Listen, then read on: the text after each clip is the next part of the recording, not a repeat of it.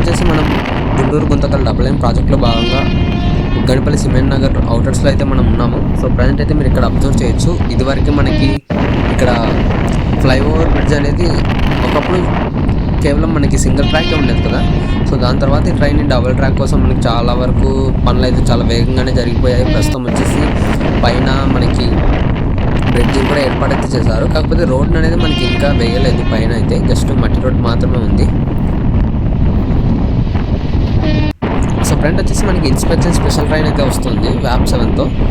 Actually ఈ train journey చేసేటప్పుడు మనకి చాలా చోట్ల ఇన్స్పెక్షన్ స్పెషల్ ట్రైన్సే క్రాసింగ్ అయితే ఉండేదన్నమాట. సో ఫ్రెండ్ వచ్చేసి పాణ్యం స్టేషన్ అయితే స్కిప్ చేస్తున్నాం.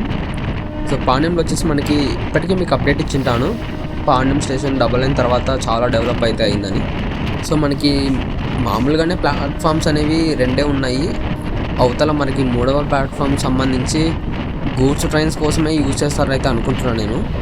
సో ఇదే కాకుండా మనకి పాండ్యం స్టేషన్లో గుంటూరు సికింద్రాబాద్ ఎక్స్ప్రెస్ ట్రైన్కి స్టాప్ కల్పించాలన్న ఒక ప్రపోజల్ అయితే ఉంది. సో మరి అది ఎంతవరకు అవుతుందా అన్నది మనకైతే అప్డేట్ లేదు. కాకపోతే కనుక ఒకప్పుడు స్టాప్ ఉండేది, కాకపోతే తర్వాత తీసేశారు. సో ఇప్పుడు మళ్ళీ స్టాప్ కావాలని అయితే కోరుకుంటున్నారు. సో ఇదివరకే న్యూస్ కూడా వచ్చింది స్టాప్ అయితే కల్పిస్తున్నారని. కాకపోతే ఇంతవరకు అఫీషియల్గా అయితే ఎటువంటి అప్డేట్ అయితే లేదు. సో ఒకవేళ స్టాప్ తీసేశారంటే ఆ స్టేషన్ నుంచి ప్యాసింజర్స్ ఉండకపోయిండొచ్చు కాబట్టి స్టాప్ అనేది తీసేసి ఉండొచ్చు.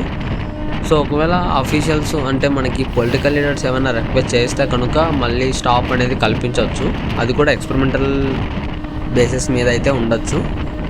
సో మరి చూద్దాము పాండ్యంకి సికింద్రాబాద్ గుంటూరు ఎక్స్ప్రెస్ ట్రైన్స్కి స్టాప్ కావాలా లేదా అన్న దాని గురించి మీ అభిప్రాయాన్ని కింద కామెంట్ రూపంలో చెప్పండి.